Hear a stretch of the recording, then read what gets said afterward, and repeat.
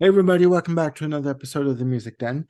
I'm your host Armando Venditti, and I wanted to do this quick video because I picked up a CD today at Sunrise Records at my local record shop at West Edmonton Mall, and I was surprised when I found it because this apparently doesn't have a street date through Amazon until I was going to say January, June 2nd. And the album is, there we go, Forgive the Glare, Tubular Bells, Mike Oldfield, 58th Anniversary Edition, released through EMI Mercury and Universal Music Recordings. This album, it's a classic. If you don't know Tubular Bells, at this point, you'll be living in a cave, basically. And as you all know, it's the debut recording from Mr. Oldfield, and the original recording was released on Virgin Records. It was Virgin Records' first official release. Mike Oldfield was signed to Virgin by Richard Branson upon hearing the demo version of this track. And again, it is split up into two pieces. They're each about 23 to 25 minutes long. And the opening section, as you all know, it was used for the in the movie The Exorcist. But okay, I'm going to show you the inside cover. There we go. You have a fantastic shot of Mike Oldfield on the front lawn of the manor, I believe, which was Richard Branson's home, along with his recording studio. And on the other panel of the album, you have a note from Mike Oldfield stating, "Listening again to the musical outpourings of an angst-ridden teenager, it is hard to believe that that was actually me 50 years ago. The music doesn't sound that angst-ridden, but only I know the years of work and stress that produced Tubular Bells. This was all live. First take performances with no second chances or studio trickery as we have become so used to today. Little did I know when I was recording Tubular Bells that anyone would ever hear it, let alone celebrating it 5 decades later. Thank you to everybody who has listened over the years. With best wishes, Mike Oldfield, May 2023. Now, again, if you've been living in a cave for the last 50 years and you haven't heard Tubular Bells, do yourself a favor, listen to it. Get yourself a copy, listen to it on YouTube, stream it, do whatever you gotta do, but you should listen to it. You should really experience it. And this album for me is an experience. Along with the disc, comes a booklet. And hold on a second. I will show you the booklet cover. It's basically the cover of the album. Again, forgive the fingers. Here we go. That's the album cover. No different, except that it's got the bells done in gold. And what I liked about this cover, booklet, sorry. Boy, it's a Saturday, guys. You gotta forgive me for this. What you have here is a picture of the BASF analog recording reel that they used to record the album. So this is cool. This CD has 5 tracks. You have the original album parts 1 and 2, the original 1973 mix. You have Tubular Bells, music for the opening ceremony of the London 2012 Olympic Games.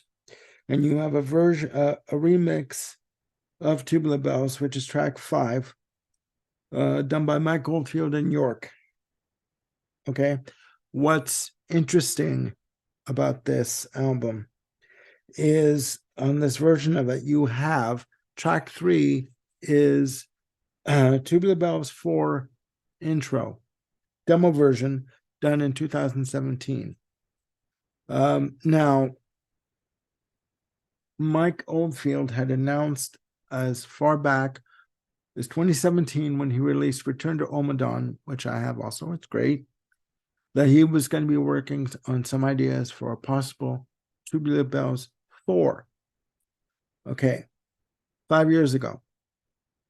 He has since announced to his record company that he has decided to not go ahead with the project, and he is officially retired from recording, which is unfortunate.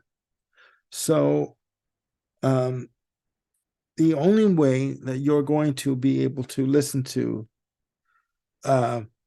Tubular Bells for the introduction demo version is to pick up a copy of this album and listen to it. It clocks in at around 8 minutes and 50 some odd seconds, 52 seconds. It is fantastic. It harkens back to the original musical idea for Tubular Bells 1 from 73. As you all know, and if you don't know, Tubular Bells 1 was released in 73. In 1990, Mike Oldfield left Virgin Records, signed a deal with Warner Music, released Tubular Bells 2 in 1992, and 6 years later, in 1998, released Tubular Bells 3, also through Warner Music.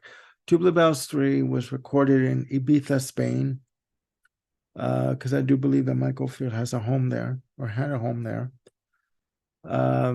It's drastically different from Tubular Bells 1 and also 2. There are 11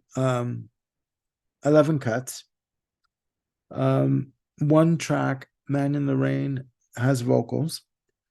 The album Tubular Bells 3 has more of a Middle Eastern influence on it. You have musically, it does have the Middle Eastern production on it, and there is some chanting on some of the tracks. The outstanding track for me on Tubular Bells 3 is one called Outcast, and it's very heavy. A lot of orchestrated guitars, heavy, dense guitar textures on that track. But again, it is very different from Tubular Bells 1 and 2. It's got to be said. And out of all the installments of Tubular Bells 3 is the least successful, unfortunately. I like it, but I mean, I'm crazy like that, right? So, but yeah, this album, again, I will show you the cover. This album, if you can get yourself a copy of this, please do. You will not be disappointed. You really won't. Again, I don't know if I mentioned it, but I picked this up for $17.99 today at my local record store. Amazon has it for $28.99. With taxes and delivery, you're looking at $33 and change. So picking it up, at your local record store, if you can, is probably going to be cheaper, which is fantastic. So, hopefully you guys enjoyed this, and hopefully you guys will pick this up and enjoy it.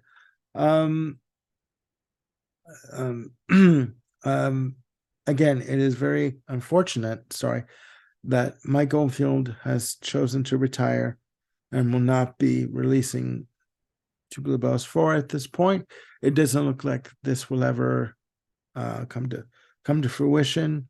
I mean, if he had, it would have been great to have this as a double disc, so that disc 1 was Tubular Bells 1 and disc 2 was Tubular Bells 4. So you have the beginning and the end in one package, but unfortunately, it will not be happening. So hopefully this video was informative for you. So please look after yourselves and one another. And I am Armando Venditti signing off. Just to let you know, this is going to be airing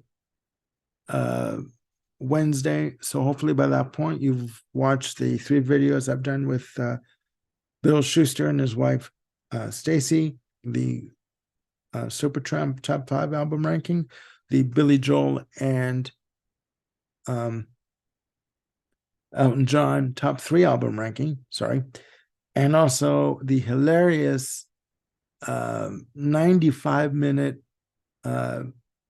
show that we did, Bill and I did with his wife Stacy, ranking the catalog of Pink. That was hilarious. The phone was ringing. Basically it was a free-for-all, but we had fun. So hopefully you guys will enjoy that when they air Monday, Tuesday, Wednesday. Sunday, Monday, Tuesday, they're airing.